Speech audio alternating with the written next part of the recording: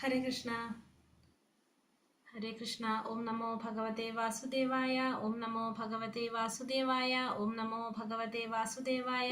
ഓം അജ്ഞാനതിമിരാന്ധസ്യ ജ്ഞാനാഞ്ജനാശലാകയാ ചക്ഷുരുന്മീലിതം യേന തസ്മൈ ശ്രീഗുരവേ നമഃ. നമോ വിഷ്ണുപാദായ കൃഷ്ണപ്രേഷ്ഠായ ഭൂതലേ ശ്രീമതേ ഭക്തിവേദാന്ത സ്വാമിനിധി നാമിനെ നമസ്തേ സാരസ്വതേ ദേവേ ഗൗരവാണി പ്രചാരിണേ നിർവിശേഷ ശൂന്യവാദി പാശ്ചാത്യദേശതാരിണേ. ജയ ശ്രീ കൃഷ്ണ ചൈതന്യ പ്രഭു നിത്യാനന്ദ ശ്രീ അദ്വൈത ഗദാധര ശ്രീവാസാദി ഗൗരഭക്തവൃന്ദ. ഹരേ കൃഷ്ണ കൃഷ്ണ കൃഷ്ണ ഹരേ ഹരേ, ഹരേ രാമ രാമ രാമ ഹരേ ഹരേ. ഹരേ Krishna. Shri Shri Radha Govind temple ISKCON മാംഗ്ലൂരിന്റെ level 3 ക്ലാസ്സിലേക്ക് എല്ലാവർക്കും സ്വാഗതം. ഉപദേശാമൃതം ശ്ലോകം 1. ഹരേ കൃഷ്ണ. ഹരേ കൃഷ്ണ. ഹരേ കൃഷ്ണ മാതാജി, പ്രണാമം.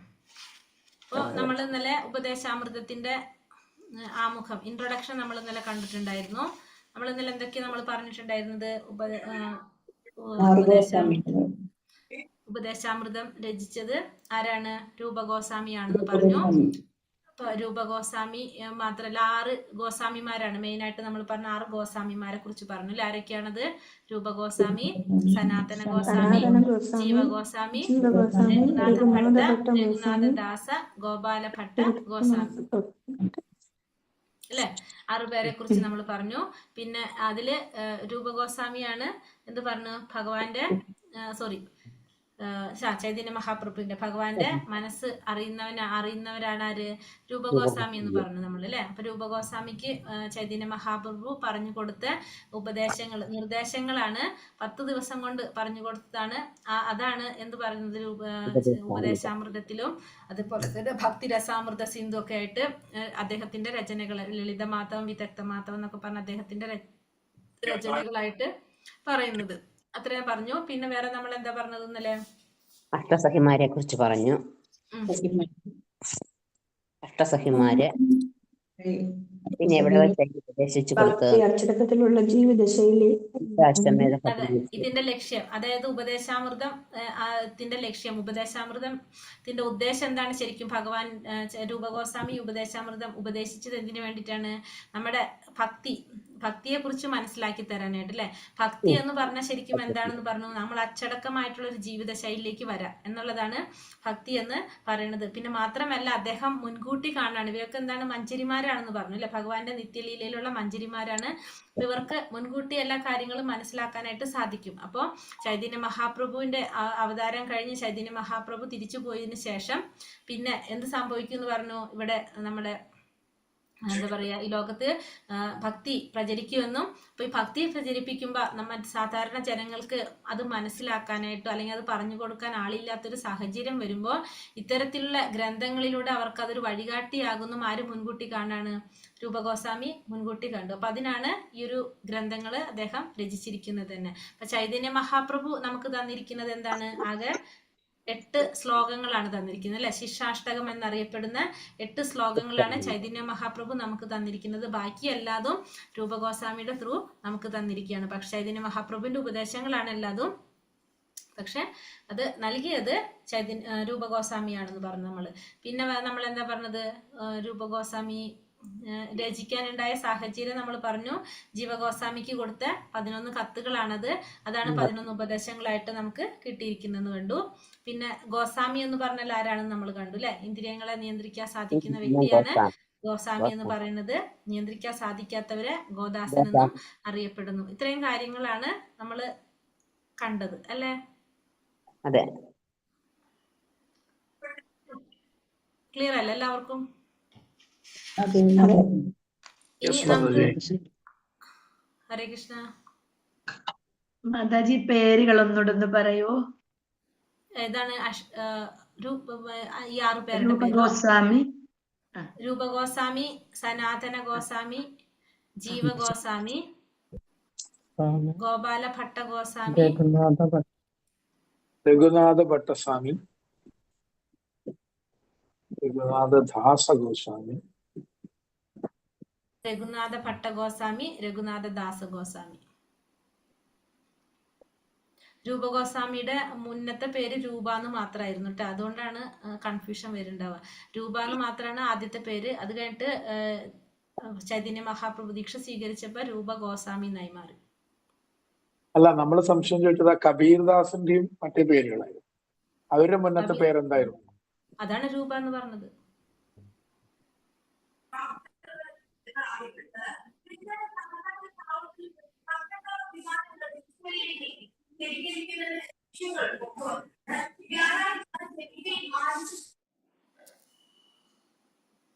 ഹരേ കൃഷ്ണ. അപ്പൊ അത് ക്ലിയർ ആയല്ലോ അല്ലെ നമുക്ക്? മാതാജി, ഇപ്പൊ അവരുടെ പേര് മാറ്റിയതിനു ശേഷം, മുസ്ലിംസ് ആക്കിയതിനു ശേഷം വീണ്ടും തിരിച്ചു വരുമ്പോ അതേ പേര് തന്നെയാ കൊടുത്തത്? രൂപഗോസ്വാമി തന്നെയാണോ കൊടുത്തത്? കബീർദാസും 2 പേര് അല്ല, പ്രഭു കേട്ടില്ല. അപ്പൊ രൂപ എന്നായിരുന്നു അദ്ദേഹത്തിന്റെ ഒറിജിനൽ പേര്. അതിനുശേഷം രൂപ ഗോസ്വാമി എന്നാക്കി മാറ്റി. അല്ല, ഞാൻ പറയുന്നത് ഇവരെ കബീർദാസും സക്കീർ മാലിക്കും ഒക്കെ മാറ്റിയില്ലേ? അപ്പൊ അതിനു മുമ്പുള്ള അവരുടെ രൂപ, രൂപ ഗോസ്വാമിയുടെ പേര് Rupa. Okay okay Mataji.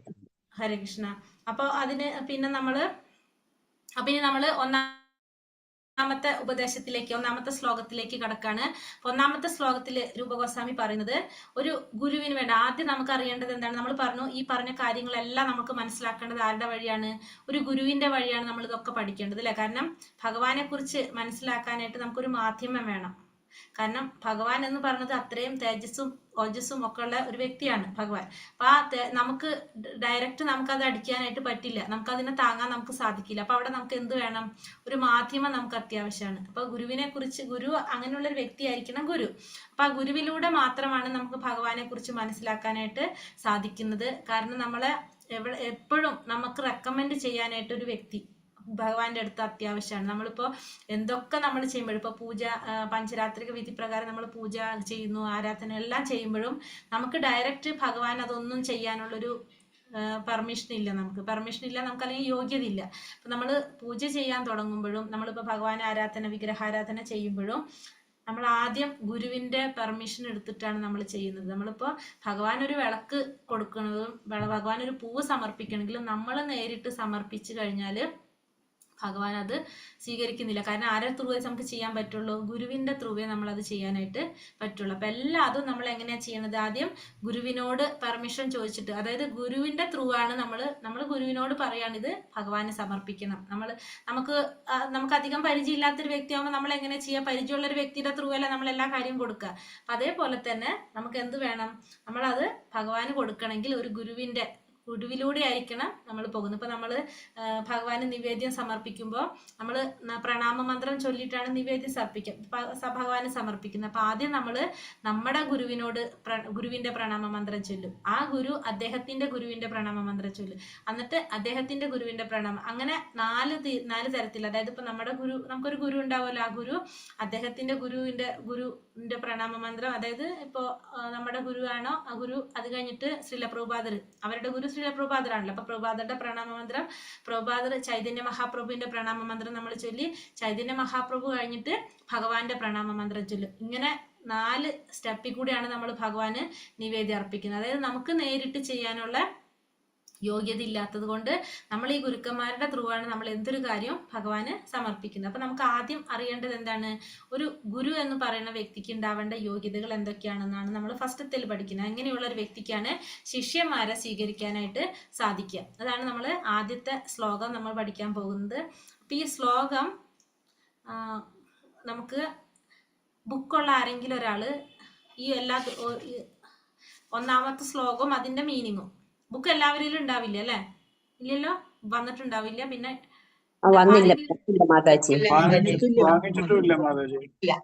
Okay, ഇതിന്റെ ആരെങ്കിലും ഒരാള് എല്ലാ ദിവസവും ഈ ശ്ലോകവും അതിന്റെ മീനിങ്ങും മാത്രം, ഫ്രണ്ട് പേജ് മാത്രം, അതായത് ശ്ലോകം വരണം, അതിന്റെ മീനിങ്ങും വരണം. അത് ഒന്ന് ഫോട്ടോ എടുത്ത് ഗ്രൂപ്പിൽ ഇട്ടാൽ, കാരണം ഇത് പഠിക്കാനുള്ളതാ. അപ്പൊ അതുകൊണ്ട് അതിട്ട് കഴിഞ്ഞാൽ നല്ലതായിരിക്കും. ആരെങ്കിലും പറ്റുന്നവരൊരാൾ കേട്ടോ. പുസ്തകം കിട്ടും. ഒരാഴ്ചയായി അയച്ചിട്ട്. ഓക്കെ, പുസ്തകം വരും മാതാജി, അയച്ചിട്ടുണ്ട് അവിടെ. ഈ ബുക്ക് കിട്ടാൻ എന്താ ചെയ്യണ്ടേ? ഇത് നമുക്ക് ഒന്നുകിൽ നമ്മൾ അടുത്തുള്ള സെന്ററിൽ നിന്ന് മേടിക്കാം, അതല്ലെങ്കിൽ ഇസ്കോൺ ബാംഗ്ലൂര് ഓൺലൈനിൽ പൈസ അടച്ചു കഴിഞ്ഞാൽ ബുക്ക് വരും. പ്രഭു മാതാജി ഇത് ഗുരുവായൂരുണ്ടോ? ഗുരുവായൂരുണ്ട്. ഗുരുവായൂരൊന്നും കിട്ടിയില്ല മാതാജി. ഇപ്പൊ അവിടെ ഉത്സവം നടക്കുന്നുണ്ട്, പലരും പോകുന്നുണ്ടല്ലോ, അവർക്ക് വാങ്ങിക്കാം. ഇല്ല, നമ്മള് പോയിട്ട് കിട്ടിയില്ല ബുക്ക്. അവിടെ ഇല്ലയോ? എന്നാ നമ്മൾ ഇസ്കോൺ ബാംഗ്ലൂർ ഉണ്ട്, അവിടെ നിന്ന് മേടിച്ചോളൂ, അവിടെ ഉണ്ട്. അതിനെങ്ങനെയാ പൈസ അടക്കണ്ടേ? വേണോ, ഈ ബുക്ക് വേണമല്ലോ. ലിങ്ക് ഗ്രൂപ്പിൽ ഇട്ടിട്ടുണ്ടായിരുന്നല്ലോ. ഭാഗവത്തിന്റെ ഗ്രൂപ്പിലുണ്ട്. ഭാഗവത്തിന്റെ ഗ്രൂപ്പിൽ നമ്മളെ ഗ്രൂപ്പിൽ ഇട്ടിട്ടില്ല. ഇല്ല, ഞാൻ നോക്കിയായിരുന്നു, സെർച്ച് ചെയ്ത് നോക്കിയിട്ട് കിട്ടിയില്ലായിരുന്നു. ഭാഗവത്തിന്റെ ഗ്രൂപ്പിലാണ്. നമ്മുടെ ഗ്രൂപ്പിലൊന്നും ഇട്ടോ മാതാജി പറഞ്ഞല്ലേ, ചെറിയ ബുക്കുകൾ 6-7 ബുക്ക് അങ്ങാണ്ട് ഉണ്ടെന്നോ? എല്ലാം കൂടെ ഒന്ന് പോസ്റ്റ് ചെയ്യാം കേട്ടോ, ഗ്രൂപ്പിൽ ലിങ്ക് പോസ്റ്റ് ചെയ്യാം. അപ്പൊ അതില് കൃഷ്ണ ബുക്കിന്റെ ഒപ്പാണ് ഇത് കിട്ടുന്നത്. കൃഷ്ണ ബുക്ക് മേടിക്കുമ്പോഴാണ് ഇത്, അല്ലാണ്ട് സെപ്പറേറ്റ് ഇതിന്റെ കൊടുക്കണ്ടായിരുന്നില്ല അല്ലെ? അല്ല, കൃഷ്ണാവബോധം എല്ലാം കൂടെ കൂട്ടിയാ ഞാൻ പറഞ്ഞത്. എനിക്ക് മറ്റേ ആമസോണിൽ ബുക്ക് ചെയ്തിട്ടുണ്ട്, അത് കിട്ടും. അപ്പൊ ഞാൻ ലിങ്ക് ഇട്ടുതരാം, അപ്പൊ അതിൽ ചെയ്തോളൂ. മാതാജി, ഞാൻ മാതാജി വാട്സപ്പിൽ ഇട്ടിട്ടുണ്ട് ശ്ലോകത്തിന്റെ ഫസ്റ്റ് പേജ്. ദർശനമാതാജി പറഞ്ഞത്. ഹരേ കൃഷ്ണ. ഇത് നിങ്ങൾക്ക് തരുന്നത് വന്നിട്ടില്ലല്ലോ മാതാജി വാട്സപ്പിൽ. മാതാജി അതില് ഗ്രൂപ്പിൽ വന്നിട്ടില്ല കേട്ടാ ശ്ലോകം. മാതാജിയുടെ വാട്സപ്പിലാണ് അപ്പൊ നമ്മള് ഒന്നാമത്തെ ശ്ലോകം നമുക്ക് നോക്കാം. വേഗം മനസ്സാക്രോത വേഗം അല്ലേ? ഹരേ കൃഷ്ണ, ഹരേ കൃഷ്ണ മാതാജി. ഒരു സെക്കൻഡ്.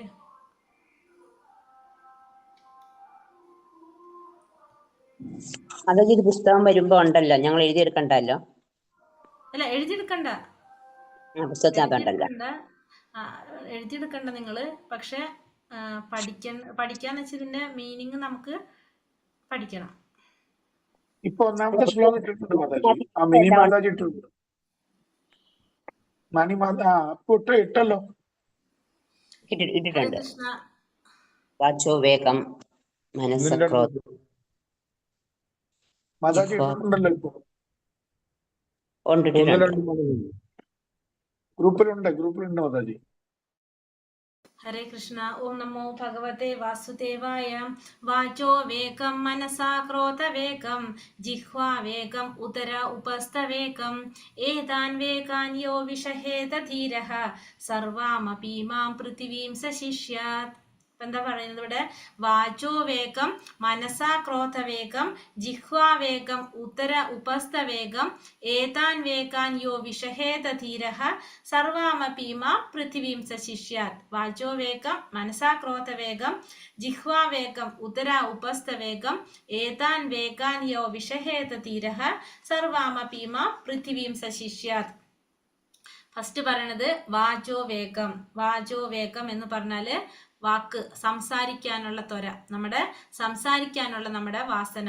പിന്നെ മനസ്സ്, മനസാ ക്രോധ വേഗം. മനസ്സ് എന്ന് പറഞ്ഞാല് മനസ്സിന്റെ ത്വര. ക്രോധവേഗം, ക്രോധം എന്ന് വെച്ചാൽ എന്താണ്? കോപത്തിന്റെ ത്വര. അപ്പൊ 3 കാര്യങ്ങള്: വാക്ക്, മനസ്സ്, ക്രോധം. വാക്കിന്റെ ത്വരയെ നിയന്ത്രിക്കാൻ സാധിക്കണം, മനസ്സിന്റെ ത്വരയെ നിയന്ത്രിക്കാൻ സാധിക്കണം, ക്രോധത്തിന്റെ ത്വരയെ നിയന്ത്രിക്കാൻ സാധിക്കണം. അപ്പൊ ആദ്യത്തെ 3 കാര്യങ്ങള്: വാചോ വേഗം, മനസാ ക്രോധ വേഗം. വാക്കിന്റെ ത്വര, മനസ്സിന്റെ ത്വര, ക്രോധത്തിന്റെ ത്വര. ആദ്യത്തെ 3 രണ്ടാമത്തെ വരിയിൽ എന്താ പറയുന്നത്? ജിഹ്വാ വേഗം ഉദര ഉപസ്ഥ വേഗം. ജിഹ്വയുടെ ത്വര. ജിഹ്വ എന്ന് വെച്ചാല് നാവിന്റെ ത്വര, ജിഹ്വയുടെ ത്വര. പിന്നെ ഉദരം എന്ന് വെച്ചാല് നമ്മുടെ ഉദരം, വയറിന്റെ ത്വര. ഉപസ്ഥം എന്ന് പറഞ്ഞാല് ജനനേന്ദ്രിയം. അപ്പൊ 6 കാര്യങ്ങൾ നിയന്ത്രിക്കാൻ സാധിക്കണം നമുക്ക്. ഒന്ന് വാക്ക്, മനസ്സ്, ക്രോധം. ജിഹ്വ എന്ന് വെച്ചാല് നാവ്. ജിഹ്വ ഉദരം, വയറ്. ഉപസ്ഥം ജനനേന്ദ്രിയങ്ങൾ. ഈ 6 കാര്യങ്ങളുടെ ത്വരയെ നിയന്ത്രിക്കാൻ സാധിക്കുന്ന വ്യക്തി ഏതാൻ വേഗാൻ യോ വിഷഹേത ധീരഃ. ഏതാൻ വേഗാൻ, ഈ ത്വരകളെയെല്ലാം ഏതൊരുവനാണോ വിഷഹേത ധീരഃ, വിഷഹേത സഹിക്കാൻ സാധിക്കുന്നത്. സ ധീരഃ, ധീരൻ. അവൻ ആരാണ്? ധീരനാണ്. സർവാമപീമാം, എന്ത് സാധിക്കും? സർവാമപീമാം പൃഥിവീം സ ശിഷ്യാത്. അപ്പൊ ഈ പൃഥ്വിയില് അങ്ങനെയുള്ള വ്യക്തിക്ക് ഈ ഭൂമിയെ മുഴുവൻ ശിഷ്യപ്പെടുത്താനായിട്ട്, സർവാമപീമാം പൃഥിവീം സ ശിഷ്യാത്, ഈ ഭൂമിയെ മുഴുവൻ ശിഷ്യപ്പെടുത്താനായിട്ട്, അല്ലെങ്കിൽ ഈ ഭൂമിയെ മുഴുവൻ ശിഷ്യപ്പെടുത്താനുള്ള യോഗ്യതയുള്ളവനാണ് ആ വ്യക്തി, ധീരനാണ്. 6 കാര്യങ്ങളാണ് നിയന്ത്രിക്കേണ്ടത്. എന്തൊക്കെയാണ്? വാചോ വേഗം, വാക്കിന്റെ ത്വര. മനസ്സാ ക്രോധ വേഗം, മനസ്സിന്റെ ത്വര, ക്രോധത്തിന്റെ ത്വര. ജിഹ്വ എന്ന് വെച്ചാല് നാവ്. ഉദരം, വയറ്. ഉപസ്ഥം ജനനേന്ദ്രിയം. ഈ 6 കാര്യങ്ങളുടെ ത്വരയെ നിയന്ത്രിക്കാൻ സാധിക്കുന്ന വ്യക്തി ധീരനാണ്. ആ വ്യക്തിക്ക് എന്ത് സാധിക്കും?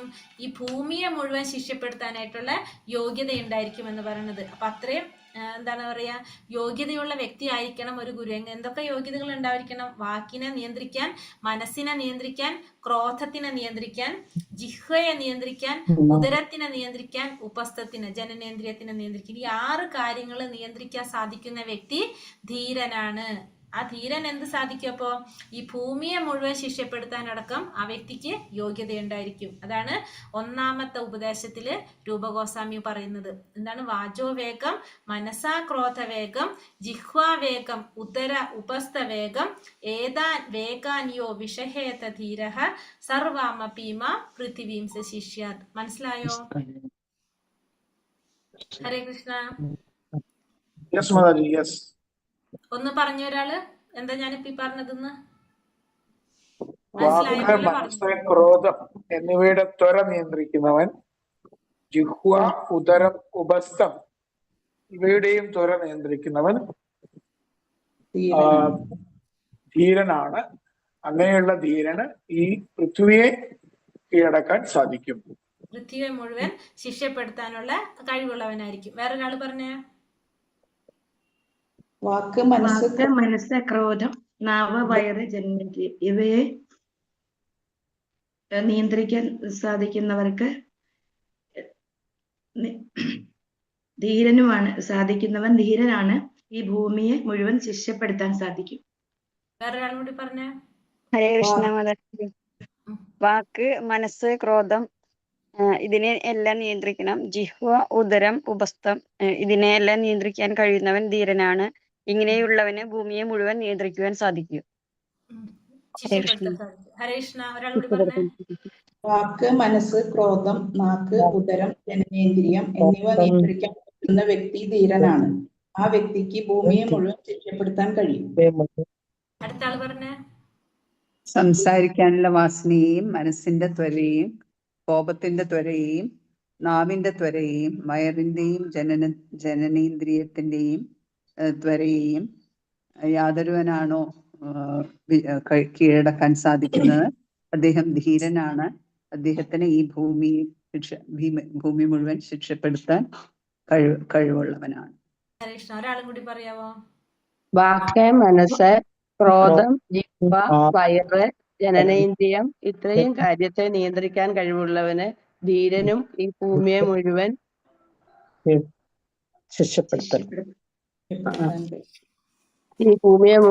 കീഴടക്കാൻ സാധിക്കും. ശിക്ഷപ്പെടുത്താനായിട്ട് സാധിക്കും. അപ്പൊ ഒന്നാമത്തെ ഉപദേശം നമ്മൾ പഠിച്ചു ഇപ്പൊ അല്ലെ. രൂപഗോസ്വാമി ഫസ്റ്റ് പറഞ്ഞ ഉപദേശം ഇതാണ്. ഇത് ഒരു ഗുരുവിന് വേണ്ട യോഗ്യത എന്ന് പറയുമ്പോൾ ഇത് എല്ലാവർക്കും വേണ്ട യോഗ്യതകളാണ്. ഇതൊക്കെ നമുക്ക് എല്ലാവർക്കും ഭക്തിയിലേക്ക് മുന്നേറാൻ വേണ്ടിയിട്ടുള്ള കാര്യങ്ങളാണ് ഈ പറയുന്നത്. നമ്മൾ പറഞ്ഞു അല്ലെ, ആ ഭക്തിയെ കുറിച്ച് മനസ്സിലാക്കി തരാം. ഭക്തി എന്ന് പറഞ്ഞ അച്ചടക്കമുള്ള ഒരു ജീവിതമാണെന്ന് പറഞ്ഞു. അപ്പൊ അതിന് വേണ്ട കാര്യങ്ങളാണ് ഈ പറഞ്ഞതെല്ലാം. നമ്മളെ വാക്കിനെ നിയന്ത്രിക്കാൻ നമുക്ക് സാധിക്കണം, മനസ്സിനെ നിയന്ത്രിക്കാൻ നമുക്ക് സാധിക്കണം, ക്രോധത്തെ നിയന്ത്രിക്കാൻ സാധിക്കണം, ജിഹ്വയെ നാവിനെ നിയന്ത്രിക്കാൻ സാധിക്കണം, ഉദരത്തിന് ഉപസ്ഥത്തിന്, ഈ 6 കാര്യങ്ങൾ നമുക്ക് നിയന്ത്രിക്കാനായിട്ട് സാധിക്കണം. അങ്ങനെയുള്ള ഒരു വ്യക്തി ധീരനായിരിക്കും. ആ വ്യക്തിക്ക് ഭൂമിയെ മുഴുവൻ ശിക്ഷപ്പെടുത്താനുള്ള യോഗ്യത ഉണ്ടായിരിക്കും, അർഹത ഉണ്ടായിരിക്കും. സംസാരിക്കുന്നതിനുള്ള ത്വരയെയും മനസ്സിന്റെ വിവിധ അഭിലാഷങ്ങളെയും കോപത്തിന്റെ പ്രവർത്തനങ്ങളെയും നാവിന്റെ ത്വരകളെയും ഷഡ്രസങ്ങൾ അനുഭവിക്കുന്നതിനുള്ള ത്വരകൾ ഉദരത്തിന്റെയും ഉൽപാദനേന്ദ്രിയത്തിന്റെയും ത്വരകളെ സഹിക്കുവാൻ കഴിവുള്ളവൻ ധീരനാണ്. അവന് ലോകം മുഴുവൻ ശിഷ്യന്മാരുണ്ടാക്കുന്നതിനുള്ള അർഹതയുണ്ട്. അപ്പോ ഇപ്പൊ നിങ്ങൾ ഈ പറഞ്ഞ രീതിയിൽ പഠിച്ചു പോയാൽ മതി. ഇപ്പൊ ഇതിൽ പറയുമ്പോൾ ചിലപ്പോൾ കുറച്ചും കൂടി നമുക്ക് പറയാൻ ചിലപ്പോൾ ബുദ്ധിമുട്ടുണ്ടാവും. ആ മീനിങ് കറക്റ്റ് ആയിട്ട് മനസ്സിലാക്കി വെക്കുക നമുക്ക് ആ ഉപദേശം. അപ്പൊ സംസാരിക്കാനുള്ള ത്വര, മനസ്സിന്റെ വിവിധ അഭിലാഷങ്ങളെ നിയന്ത്രിക്കുക, കോപത്തിന്റെ പ്രവർത്തനങ്ങളെ നിയന്ത്രിക്കുക, നാവിന്റെ ത്വരകൾ രസങ്ങൾ നിയന്ത്രിക്കാൻ സാധിക്കുക, പിന്നെ ഉദരത്തിന്റെയും ഉൽപാദനേന്ദ്രിയത്തിന്റെയും ത്വരകളെ സഹിക്കാൻ കഴിയുന്നവൻ ധീരനാണ്. ആ വ്യക്തിക്ക് ഭൂമിയെ മുഴുവൻ ശിഷ്യന്മാരാക്കുന്നതിനുള്ള അർഹതയുണ്ട്. ഇനി ഭാവാർത്ഥത്തിൽ പറയുന്നത്, ശ്രീമദ് ഭാഗവതത്തിലെ 6-ാം സ്കന്ധം 1-ാം അധ്യായം 9-10 ശ്ലോകങ്ങളിൽ പരീക്ഷിത്ത് മഹാരാജാവ് ശുകദേവ ഗോസ്വാമിയോട് ചോദിക്കുന്നു, ഇന്ദ്രിയങ്ങളെ നിയന്ത്രിക്കാൻ കഴിയുന്നില്ലെന്നിൽ എന്തിനാണ് പിന്നെ പ്രായശ്ചിത്തം ചെയ്യുന്നത്? അപ്പോൾ ശുകദേവ ഗോസ്വാമി പരീക്ഷിത്ത് മഹാരാജാവ് ശുകദേവ ഗോസ്വാമിയോട് ചോദിക്കുന്ന ഒരു ചോദ്യമാണ്. ഭാഗവതത്തിലെ 6-ാമത്തെ സ്കന്ധം 1-ാമത്തെ അധ്യായത്തിൽ 9-10 ശ്ലോകത്തില് ചോദിക്കുന്ന ഒരു ചോദ്യമാണ്, ഇന്ദ്രിയങ്ങളെ നിയന്ത്രിക്കാൻ നമുക്ക് സാധിക്കുന്നില്ലെങ്കിൽ പിന്നെ പ്രായശ്ചിത്തം ചെയ്യുന്നത് എന്തിനാണ് എന്നാണ് ഇവിടെ ആര് ചോദിക്കുന്നത്? പരീക്ഷിത്ത് മഹാരാജാവ് ശുകദേവ ഗോസ്വാമിയോട് ചോദിക്കുന്നത്. ഇവിടെ പ്രായശ്ചിത്തത്തിന് പറയുന്നത് ഗജത്തിന്റെ സ്നാനത്തോടാണ് താരതമ്യപ്പെടുത്തിയിട്ടാണ് പറയുന്നത്. പ്രായശ്ചിത്തത്തെ പരീക്ഷിത്ത് മഹാരാജാവ് ഗജസ്നാനത്തോട് താരതമ്യപ്പെടുത്തുന്നു. ആന പുഴയിൽ വളരെ വെടിപ്പായിട്ട് കുളിക്കും, പക്ഷെ കരയിലേക്ക് കയറേണ്ട താമസം അത് മണ്ണ് വാരി തന്റെ ശരീരത്തിലിടും. അപ്പൊ ആന എന്താ ചെയ്യാ? പറയുന്ന വെള്ളത്തിൽ ഇറങ്ങിയിട്ട് പുഴയിൽ ഇറങ്ങിയിട്ട് നല്ല വൃത്തിയിൽ കുളിച്ചിട്ട് കരയിൽ കയറിയിട്ട് അതെന്താ ചെയ്യാ? അത് മണ്ണെടുത്തിട്ട് ശരീരത്തിലിടും. അതേപോലെയാണ് നമ്മൾ ചെയ്യുന്ന പ്രവൃത്തികൾ. അതായത് നമ്മൾ എന്ത് ചെയ്യും? ഇന്ദ്രിയങ്ങളെ നിയന്ത്രിക്കാനായിട്ട് നമ്മൾ സാധിക്കില്ല എന്ന് പറയുന്നതിന്റെ ഒരു കാരണം പറയാണ് ഇപ്പൊ ആനയുടെ. അതിന് പറയുന്നത് എങ്ങനെയാണെന്ന് വെച്ചിട്ടുണ്ടെങ്കിൽ, നമുക്കൊരു ഉദാഹരണം പറഞ്ഞാൽ പെട്ടെന്ന് മനസ്സിലാവും. ഒരു കള്ളൻ കളവ് നടത്തി കഴിഞ്ഞ് ഓട്ടോമാറ്റിക്കലി പോലീസ് പിടിച്ച് ശിക്ഷിച്ചിട്ട് എവിടെ പോകും? ജയിലിൽ കൊണ്ടിടും അല്ലെ? ആ ജയിലിൽ നിന്ന് വീണ്ടും പുറത്തിറങ്ങി കഴിഞ്ഞാൽ അയാൾ എന്താ ചെയ്യുക? വീണ്ടും മോഷ്ടിക്കും, കളവ് ചെയ്യും അല്ലെ? അപ്പൊ ഈ പ്രായശ്ചിത്തം എന്ന് പറയുന്നത് അതാണ്. ഇപ്പൊ അങ്ങനെ ചെയ്യുന്നുണ്ട്. ഇന്ദ്രിയങ്ങളെ നിയന്ത്രിക്കാൻ സാധിക്കാതെ നമ്മൾ ഈ പറഞ്ഞ പോലത്തെ ശിക്ഷകൾ നടത്തിക്കൊണ്ട് വല്ല പ്രയോജനം ഉണ്ടോ എന്നാണ് ശുകദേവ ഗോസ്വാമിയോട് പരീക്ഷിത്ത് മഹാരാജാവ് ചോദിക്കുന്നത്. അപ്പൊ നമ്മൾ ചെയ്യേണ്ടത് എന്താണ്? ഇന്ദ്രിയങ്ങളെ നിയന്ത്രിക്കുക എന്നുള്ളതാണ് നമ്മൾ ചെയ്യേണ്ടത്. അല്ലാതെ കള്ളന്റെ ഉദാഹരണം പറഞ്ഞ പോലെ കള്ളൻ എന്ത് ചെയ്തു? കളവ് നടത്തി പിടിച്ചു ജയിലിൽ കൊണ്ടിട്ടു, ആ ജയിലിൽ ശിക്ഷ അനുഭവിച്ചു. അത് കഴിഞ്ഞ് പുറത്തിറങ്ങി കഴിഞ്ഞാൽ വീണ്ടും എന്ത് പ്രവൃത്തി തന്നെ ചെയ്യും? കളവ് തന്നെ ചെയ്യും. അപ്പൊ അങ്ങനെ ചെയ്യുന്നത് കൊണ്ട് വല്ല കാര്യമുണ്ടോ എന്നാണ് ഇവിടെ പരീക്ഷിത്ത് മഹാരാജാവ് ശുകദേവ ഗോസ്വാമിയോട് ചോദിക്കുന്നത്. കാരണം അത് എപ്രകാരമല്ല എന്ന് ചോദിക്കുന്നത്, ഗജസ്നാനം പോലെയല്ലെന്ന്. അതായത് ആന പുഴയിലിറങ്ങി കുളിച്ച് വീണ്ടും കരയിൽ വന്നിട്ട് മണ്ണ് വാരി ശരീരത്തിലിടും. അതേപോലെ തന്നെയല്ലേ ഈ ഒരു പ്രവൃത്തി എന്നാണ് പരീക്ഷിത്ത് മഹാരാജാവ് ശുകദേവ ഗോസ്വാമിയോട് ചോദിക്കുന്നത്.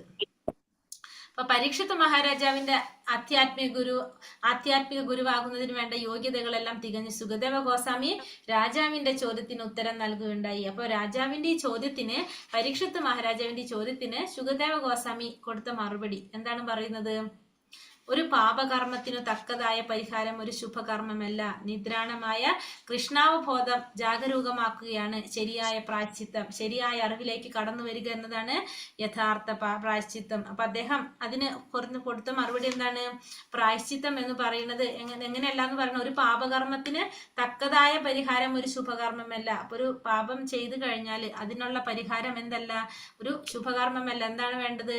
കൃഷ്ണാവബോധത്തിൽ ജാഗരൂകമാക്കുക എന്നുള്ളതാണ് ശരിയായ പ്രായശ്ചിത്തം. അപ്പൊ പ്രായശ്ചിത്തം എന്ന് പറയുന്നത് കൃഷ്ണാവബോധം പരിശീലിക്കുക എന്നുള്ളതാണ് ശരിയായ പ്രായശ്ചിത്തം. ശരിയായ അറിവിലേക്ക് കടന്നു വരിക എന്നതാണ് യഥാർത്ഥ പ്രായശ്ചിത്തം എന്ന് പറയുന്നത്. ശരിയായ അറിവിലേക്ക് കടന്നു വരിക എന്നുള്ളതാണ്. ഇപ്പൊ പ്രായശ്ചിത്തം എന്ന് പറയുന്നത് അപ്പോൾ എന്താണ് നമ്മൾ പറയുന്നത്?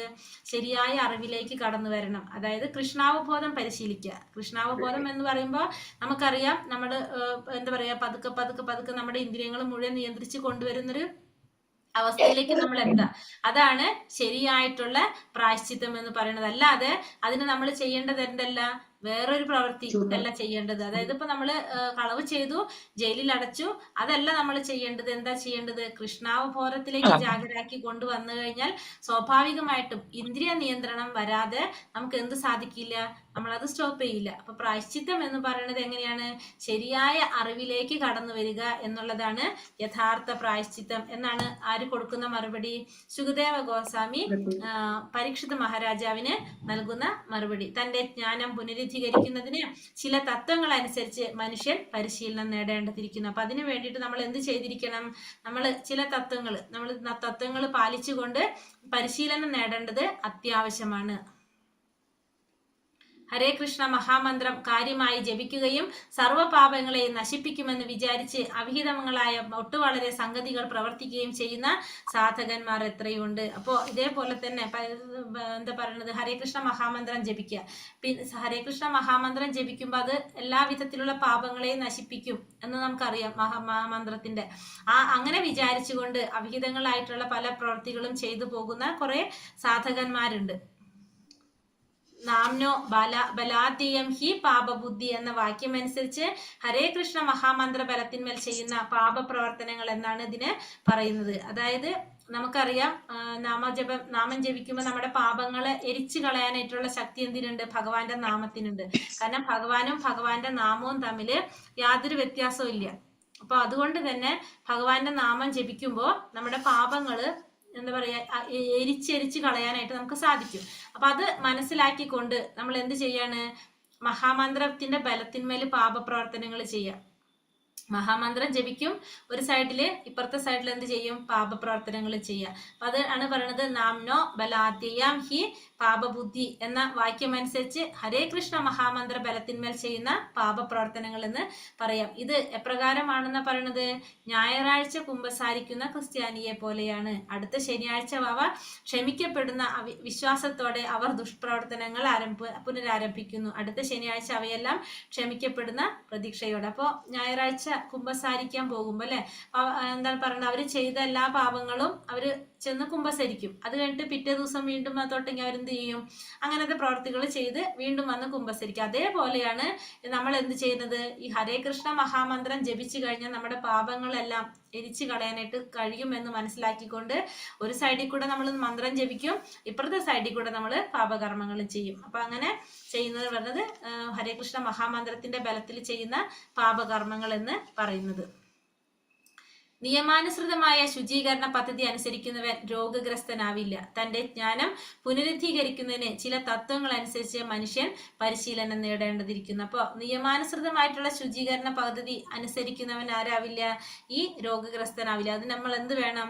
നമ്മൾ തന്റെ ജ്ഞാനം പുനരുദ്ധീകരിക്കുന്ന ചില തത്വങ്ങൾ അനുസരിച്ച് നമ്മൾ പരിശീലനം നേടേണ്ടത് അത്യാവശ്യം തന്നെയാണ്. അതാണ് എന്ത് പറയുന്നത് ഇവിടെ?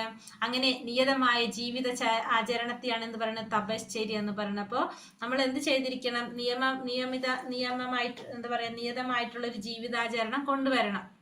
നിയമങ്ങളൊക്കെ അനുസരിച്ചുകൊണ്ട് നമ്മൾ ഒരു പരിശീലനം നേടി നമ്മൾ എന്ത് ചെയ്തിരിക്കണം? അത് ഒരു ആചരണം, ജീവിതത്തിൽ ഒരു അടുക്കും ചിട്ടയും കൊണ്ടുവരാം. അതിനെയാണ്, ആ ജീവിതാചരണത്തെയാണ് തപശ്ചര്യ എന്ന് പറയുന്നത്. നിഷ്ഠകളും ബ്രഹ്മചര്യവും പരിശീലിക്കുകയും മനസ്സിനെയും ഇന്ദ്രിയങ്ങളെയും നിയന്ത്രിച്ച് സ്വത്തും സമ്പത്തു ദാനം ചെയ്യുകയും ഉറച്ച സത്യസന്ധത പുലർത്തുകയും വിശുദ്ധിയോടുകൂടി യോഗാസനങ്ങൾ പരിശീലിക്കുകയും വഴി കൃഷ്ണാവബോധം എന്ന യഥാർത്ഥ ജ്ഞാനത്തിലേക്ക് ഒരാൾക്ക് അനുക്രമം ഉയർന്നെത്താൻ സാധിക്കും. അപ്പൊ നിഷ്ഠകള്, ബ്രഹ്മചര്യം പരിശീലിക്കുക, മനസ്സിനെയും ഇന്ദ്രിയങ്ങളെയും നിയന്ത്രിക്കുക, സ്വത്തും സമ്പത്തും ദാനം ചെയ്യുക, അങ്ങനെ സത്യസന്ധത പുലർത്തുക, വിശുദ്ധിയോടുകൂടി യോഗാസനങ്ങൾ പരിശീലിക്കുക. ഇതിലൊക്കെ വഴി നമുക്ക് എന്ത് സാധിക്കും? കൃഷ്ണാവബോധം എന്ന യഥാർത്ഥ ജ്ഞാനത്തിലേക്ക് ഒരാളെ അനുക്രമമായിട്ട് ഉയർത്തിക്കൊണ്ടുവരാനായിട്ട് സാധിക്കും. അപ്പൊ നമ്മള് ജീവിതത്തിൽ ഒരു ചിട്ട കൊണ്ടുവരാ, ഒരു അടുക്കും ചിട്ടയും കൊണ്ടുവരാ. അങ്ങനെ നമ്മൾ പാലിക്കേണ്ടതായിട്ടുള്ള നിയാമക തത്വങ്ങളൊക്കെ പാലിച്ചുകൊണ്ട് നിഷ്ഠകള്, ബ്രഹ്മചര്യം പരിശീലിക്കുക, ഇതൊക്കെ ചെയ്തുകൊണ്ട് നമുക്ക് എന്ത് സാധിക്കും? മനസ്സിനെ നിയന്ത്രിക്കുക, ഇന്ദ്രിയത്തിനെ നിയന്ത്രിച്ചുകൊണ്ട്, പിന്നെന്താണ്, ദാനം ചെയ്തുകൊണ്ട്, സത്യസന്ധത പുലർത്തിക്കൊണ്ട് കൃഷ്ണാവബോധത്തിലേക്ക് ഒരാൾക്ക് അനുക്രമം പതുക്കെ ഉയർന്നു വരാനായിട്ട് സാധിക്കും. ഭഗവത് ഭക്തന്റെ സമ്പർക്കം ലഭിക്കുവാൻ ഇടയായാൽ ചില നിയമങ്ങൾ മാത്രം അനുസരിച്ച് യോഗ, സനാധി പരിശീലനം പോലുമുള്ള മനോനിയന്ത്രണ പദ്ധതി ഒഴിവാക്കാൻ സാധിക്കും. നേരെ മറിച്ച് ഒരു ഭഗവാന്റെ, ഒരു ശുദ്ധ ഭക്തന്റെ സാന്നിധ്യം നമുക്ക് കിട്ടിക്കഴിഞ്ഞാൽ, സമ്പർക്കം നമുക്ക് കിട്ടിക്കഴിഞ്ഞാൽ, ഈ പറഞ്ഞ നിയാമക തത്വങ്ങളൊന്നും പാലിക്കാതെ തന്നെ ഒരു വ്യക്തിക്ക് എന്ത് സാധിക്കും? മനോനിയന്ത്രണം നടത്താനായിട്ട് സാധിക്കും. അതായത് ഇപ്പൊ നമുക്കൊരു ഉദാഹരണം നമുക്ക് പറഞ്ഞാല്, പറയാ നിയാമക തത്വങ്ങളൊന്നും പാലിക്കാതെ വ്രജവാസികൾ തന്നെ ഉദാഹരണം എടുക്കാം. വൃന്ദാവനവാസികൾ, അവര് ഈ പറഞ്ഞ പോലെ തന്നെ യാഗം ചെയ്യാനോ തപസ് ചെയ്യാനോ ദാനധർമ്മങ്ങൾ ചെയ്തിട്ടല്ല ഭഗവാന്റെ ഭക്തന്മാരായിരിക്കുന്നത്. ഭഗവാന്റെ ശുദ്ധ ഭക്തന്മാരാകുന്നവരെങ്ങനെയാണ്? അവര് ഭഗവാന്റെ എന്താ പറയാ, ഭക്തന്മാരുടെ സംസർഗം കൊണ്ട്, അവര് പൂർവ്വജന്മത്തിൽ ചെയ്ത അത് പറ്റില്ല അല്ലെ? ഓക്കെ, നാരദ മഹർഷിയുടെ പറയാം. നാരദ മഹർഷി ആരാണ്?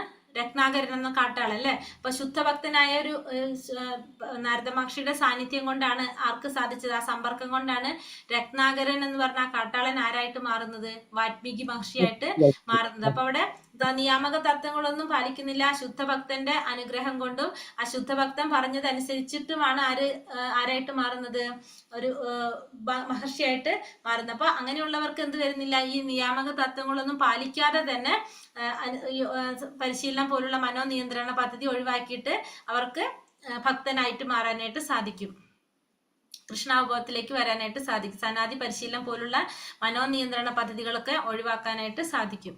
അവിഹിതമായിട്ടുള്ള ലൈംഗിക വീഴ്ചയിൽ നിന്ന് പിന്തിരിയുക, മാംസഭോജനം ഒഴിവാക്കുക, മദ്യം വർജിക്കുക, ചൂതാട്ടം വേണ്ടെന്ന് വെക്കുക എന്നീ 4 കാര്യങ്ങൾ ശ്രദ്ധിച്ചും യഥാർത്ഥ ഗുരുവിന്റെ നിർദ്ദേശപ്രകാരം പരമപുരുഷനായ ഭഗവാനെ മാത്രം സേവിച്ചു കഴിയുകയാണ് കൃഷ്ണാവബോധ പ്രക്രിയ. ശ്രീല രൂപഗോസ്വാമി ഈ സരളമായ മാർഗമാണ് നമുക്കായി ശുപാർശ ചെയ്തിരിക്കുന്നത്. അപ്പോൾ ഫസ്റ്റ് രൂപഗോസ്വാമി പറഞ്ഞിരിക്കുന്നത് എന്താണ്?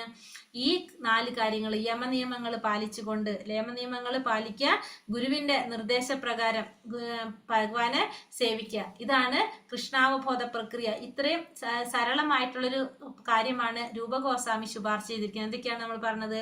അവിഹിതമായിട്ടുള്ള ബന്ധങ്ങൾ ഒഴിവാക്കുക, പിന്നെ മാംസഭക്ഷണം ഒഴിവാക്കുക, മദ്യം ഒഴിവാക്കുക, ചൂതാട്ടം ഇത് വേണ്ടെന്ന് വെച്ചാൽ ഈ 4 കാര്യങ്ങള് മാറ്റിവെക്കുക. പിന്നെ ഒരു ഗുരുവിന്റെ നിർദ്ദേശപ്രകാരം ഭഗവാനെ, പരമപുരുഷനായ ഭഗവാനെ മാത്രം സേവിച്ചു കഴിയുക. അതാണ് സരളമായിട്ടുള്ള രൂപഗോസ്വാമി ശുപാർശ ചെയ്തിരിക്കുന്ന ഒരു മാർഗം പറഞ്ഞിരിക്കുന്നത്. യമനിയമങ്ങൾ പാലിക്കുക, പിന്നെ ഒരു ഗുരുവിന്റെ നിർദ്ദേശപ്രകാരം ഭഗവാനെ സേവിച്ച് കഴിയുക എന്നുള്ളതാണ് കൃഷ്ണാവബോധ പ്രക്രിയ. ഇതാണ് ഈ പ്രക്രിയയാണ് ആര് ശുപാർശ ചെയ്തിരിക്കുന്നത്? സരളമായിട്ടുള്ള ഈ പ്രക്രിയയാണ് രൂപഗോസ്വാമി ശുപാർശ ചെയ്തിരിക്കുന്നത്. ആദ്യം ഒരാൾ ചെയ്യേണ്ടത്, അപ്പൊ അതില് ഇനി ഫസ്റ്റ് നമുക്ക് ഓരോന്ന് പറയാണ്. അതിൽ ആദ്യം, ഇപ്പൊ ഇതുവരെ പറഞ്ഞത് മനസ്സിലായ എല്ലാവർക്കും? മനസ്സിലായി. അത് ഇനി അടുത്തത് പറയുന്നത്, ആദ്യം ഒരാൾ ചെയ്യേണ്ടത് എന്താണ്? അയാളുടെ ഭാഷണാശക്തിയെ നിയന്ത്രിക്കലാണ്. അപ്പൊ ആദ്യം നമ്മൾ എന്ത് ചെയ്യണം? നമ്മുടെ സംസാരിക്കാനുള്ള ത്വര അല്ലെ? ആ സംസാരിക്കാനുള്ള ത്വരയാണ് നമ്മൾ ആദ്യം നിയന്ത്രിക്കേണ്ടത്. അത് സംസാരിക്കാനുള്ള ത്വരയെ നിയന്ത്രിക്കുക എന്ന് പറയുന്നത് സ്വയം അടിച്ചേൽപ്പിക്കുന്ന മൗനമല്ല, ഭാഷണ നിയന്ത്രണം എന്ന് പറയുന്നത്. അപ്പോൾ സംസാരത്തിന്റെ ത്വരയെ നിയന്ത്രിക്കുക എന്ന് പറയുന്നത് നമ്മൾ മൗനമായിട്ടിരിക്കുക എന്നല്ല അതിൽ അർത്ഥമാക്കുന്നത്. ഭാഷണ നിയന്ത്രണം കൃഷ്ണകഥാ കഥനമാണ്. ഭഗവാന്റെ നാമം, രൂപം, കല്യാണ ഗുണങ്ങൾ, ലീലകൾ എന്നിവയെല്ലാം നാവിന് ഭാഷണ വിഷയമാക്കുക. കൃഷ്ണകഥകൾ സങ്കീർത്തനം ചെയ്യുന്നവന്റെ പിടുത്തത്തിൽ നിന്ന് അകന്നു നിൽക്കുന്ന ഭാഷണാത്വര നിയന്ത്രണം എന്നതിന്റെ യഥാർത്ഥ ആശയം ഇതാണ്. അപ്പൊ അതായത് ഭാഷണാത്വര എന്തുകൊണ്ട് അർത്ഥാക്കുന്നത്, അല്ലെങ്കിൽ നമ്മൾ എന്താ പറയാ, ഫസ്റ്റ് പറഞ്ഞത് വാചോവേഗം, വാക്കിനെ നിയന്ത്രിക്കുക എന്ന് പറയുന്നത് സ്വയം അടിച്ചേൽപ്പിക്കുന്ന മൗനമല്ല. ഭഗവാനെ കുറിച്ച് പറയുന്ന സമയത്ത് നമ്മൾ എന്ത് ചെയ്യണം? വാചാലനായിരിക്കണം. ഭഗവാനെ കുറിച്ചോ ഭഗവാന്റെ കഥകള്, ഭഗവാന്റെ നാമരൂപ ഗുണലീലകൾ വർണ്ണിക്കുമ്പോൾ നമ്മൾ വാചാലനായിരിക്കണം. പക്ഷെ അല്ലാത്ത ഭൗതികമായ വിഷയങ്ങളാണെങ്കിൽ നമ്മൾ എന്ത് ചെയ്തിരിക്കണം? മൗനം പാലിക്കാനായിട്ട് ശ്രമിക്കണം. അല്ലാത്ത കാര്യങ്ങളിൽ നിന്ന് നമ്മൾ അകന്നു നിൽക്കാൻ, ഭഗവാനെ കുറിച്ച് പറയുമ്പോൾ ഭഗവാന്റെ നാമരൂപ ഗുണലീലകൾ ഒക്കെ നമ്മൾ എന്ത് ചെയ്യണം? നമ്മളപ്പോ വാചാലനായിരിക്കണം. അതാണ് ഫസ്റ്റ് പറയണത്. എന്ത്? വാചോവേഗം, വാക്കിനെ നിയന്ത്രിക്കുക എന്നതുകൊണ്ട് ഉദ്ദേശിക്കുന്നത് അതാണ്.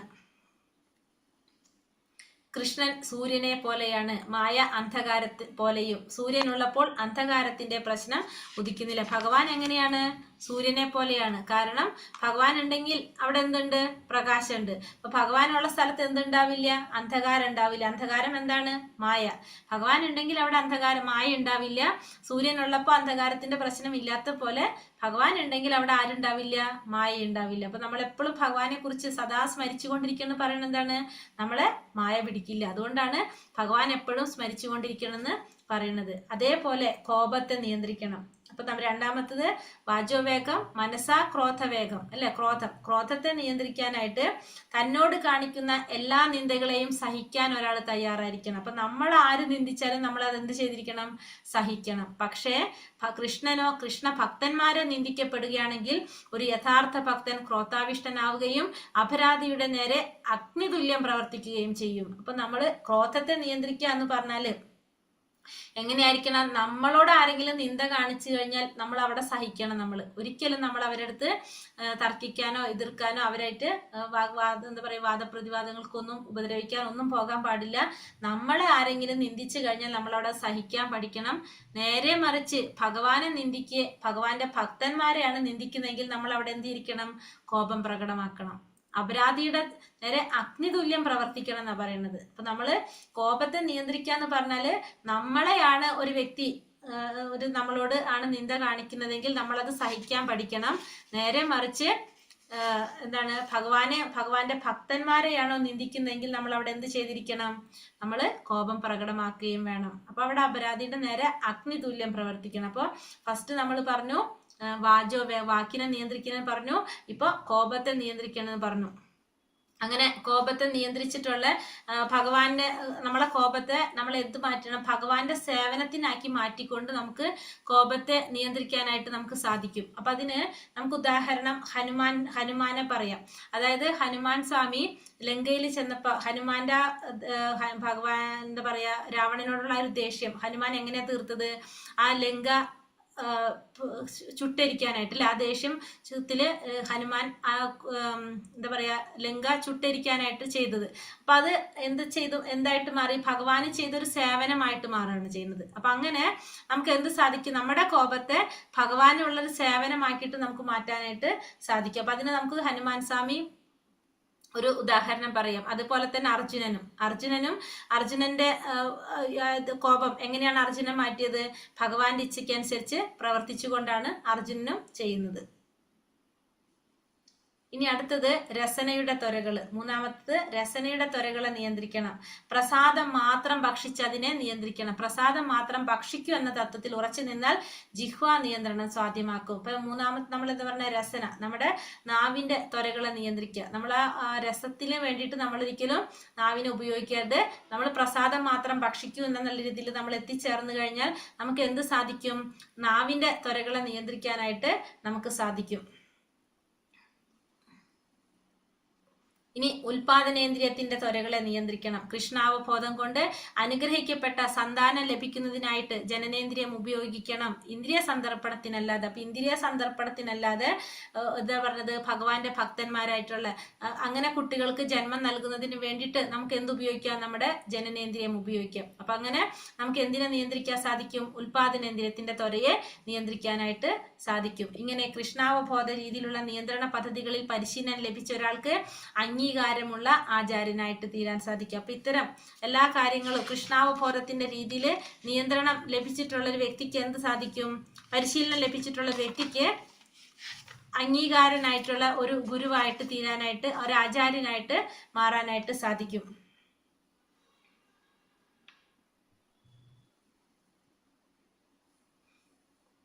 ഹരേ കൃഷ്ണ കൃഷ്ണ കൃഷ്ണ ഹരേ ഹരേ, ഹരേ രാമ രാമ രാമ ഹരേ ഹരേ. വഞ്ചാകൽപതരൂപേശ്ച കൃപാ സിന്ധോഭ്യേവ ച പതിതാനാം പാവനേഭ്യോ വൈഷ്ണവേഭ്യോ നമോ നമഃ.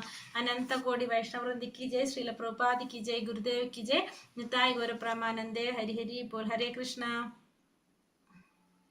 ഹരേ കൃഷ്ണ. മനസ്സിലായോ? ഹരേ കൃഷ്ണ. മാതാജി, മനസ്സിലായി.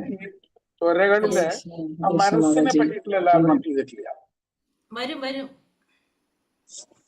ഹരേ കൃഷ്ണ.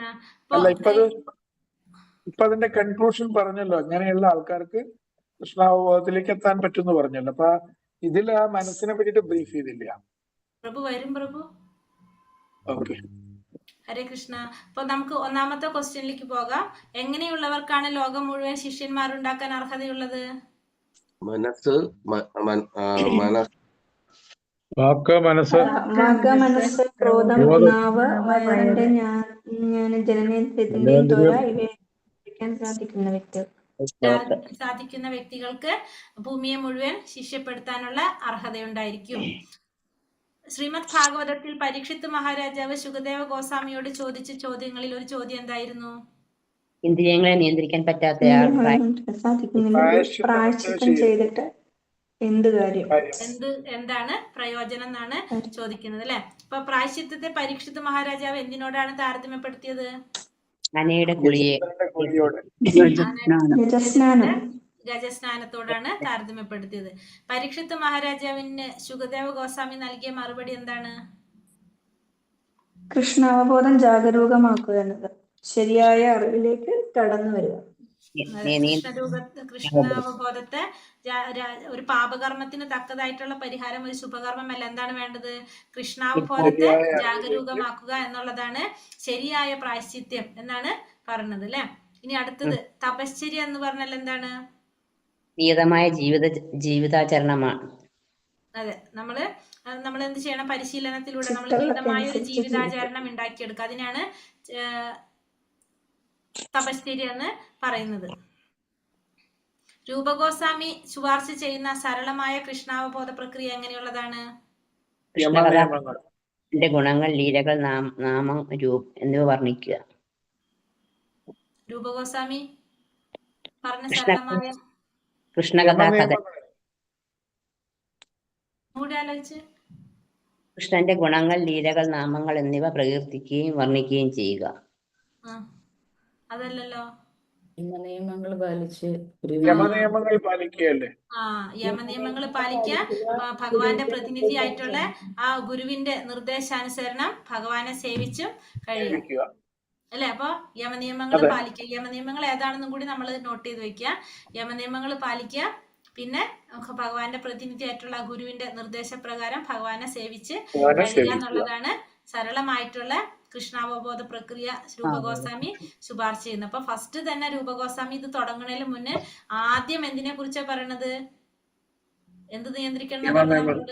യമനിയമങ്ങൾ പാലിച്ചിട്ട് വേണം നമ്മൾ ഇത് തുടങ്ങാനായിട്ട് എന്നാണ് ഫസ്റ്റ് പറയുന്നത്. പിന്നെ ഗുരുവിന് വേണ്ട യോഗ്യതകളും പറഞ്ഞുതരാം. കാരണം നമുക്ക് ഈ 64 നിയാമക തത്വങ്ങൾ നമ്മൾ പഠിക്കുമ്പോൾ അതിൽ നമുക്ക് ആദ്യം പറയുന്നത് ഇത് തന്നെയാണ്, ഗുരുവിന്. കാരണം ഗുരുവിലൂടെ മാത്രമാണ് നമുക്ക്, ഗുരു എന്ന് പറഞ്ഞാൽ ശരിക്കും ഒരു വാതിലാണിത്. ആ ഡോറ് തുറന്നാലേ നമുക്ക് അതിന്റെ അപ്പുറത്തേക്ക് കടക്കാനായിട്ട് സാധിക്കുള്ളൂ. അപ്പൊ നമ്മള് അതുകൊണ്ടാണ് ആദ്യം ഗുരുവിനെ കുറിച്ച് പറഞ്ഞിട്ട് തുടങ്ങുന്നത് മെയിനായിട്ട്.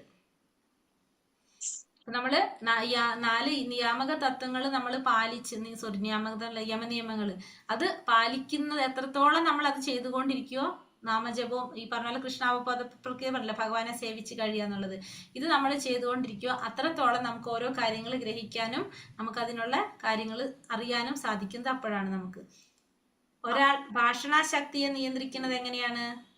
അതാ കൃഷ്ണകഥ കൃഷ്ണകഥാഖനനം നാമങ്ങളും ഭഗവാനെ കുറിച്ച് പറയുമ്പോൾ വാചാലനാകണം. വർണ്ണിക്കുക. ഭഗവാനെ കുറിച്ച് പറയുമ്പോൾ നമ്മൾ എങ്ങനെയായിരിക്കണം? വാചാലനായിരിക്കണം അല്ലെ? ഭഗവാന്റെ നാമരൂപ ഗുണലീലകളെ കുറിച്ച് പറയുമ്പോൾ നമ്മൾ വാചാലനായിരിക്കണം. അല്ലാത്ത കാര്യങ്ങളെ സമയത്ത് നമ്മൾ മൗനം പാലിക്കുക. മൗനം പാലിക്കുക. മനസ്സിന്റെ ചാഞ്ചല്യത്തെ ഇടയിൽ ക്വസ്റ്റ്യൻ കയറി വന്നിട്ടുണ്ടല്ലേ? മനസ്സിന്റെ നമ്മൾ പറഞ്ഞിട്ടില്ല. പിന്നെ അടുത്തത് വന്നിട്ട് ഭാഷണ ശക്തി കഴിഞ്ഞു. കൃഷ്ണനെ സൂര്യനെ പോലെയാണെന്ന് പറയാൻ കാരണം എല്ലായ്പ്പോഴും പ്രകാശം.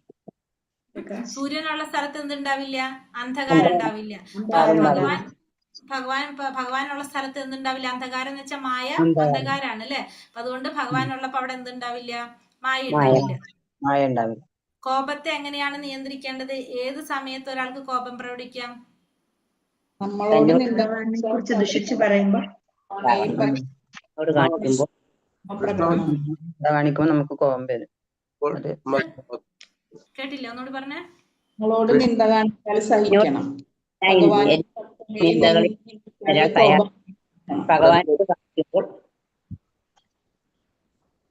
നമ്മളോട് നിന്ദ കാണിച്ചാൽ സഹിക്കണം. ഭഗവാനെയും ഭക്തനെയും നിന്ദിച്ചാൽ കോപം പ്രകടമാക്കണം. അതായത് നമ്മളോട് ഒരാള് നമ്മളെ വഴക്ക് പറയുക നിന്ദിക്കുക ചെയ്തു കഴിഞ്ഞാൽ നമുക്കത് സഹിക്കാൻ നമ്മൾ പഠിക്കണം. അവിടെ നമ്മൾ ഒരിക്കലും പ്രതികരിക്കാൻ പാടില്ല. പക്ഷെ നേരെ മറിച്ച് ഭഗവാനെ അല്ലെങ്കിൽ ഭഗവാന്റെ ഭക്തന്മാരെയാണ് നിന്ദിക്കുന്നതെങ്കിൽ നമ്മൾ അവിടെ എന്ത് ചെയ്തിരിക്കണം?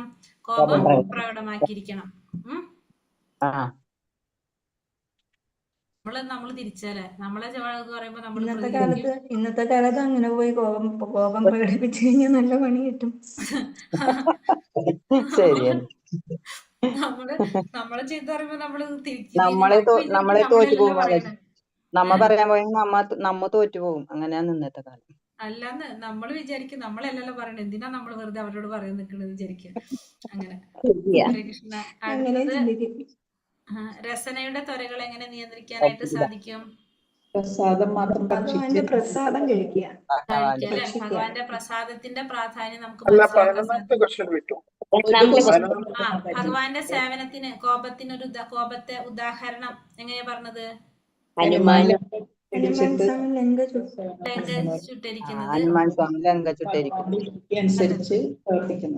പ്രവർത്തിക്കുക. രസനയുടെ ത്വരകളെ നമുക്ക് എങ്ങനെ നിയന്ത്രിക്കാൻ സാധിക്കും? ഭക്ഷിച്ചുകൊണ്ട്.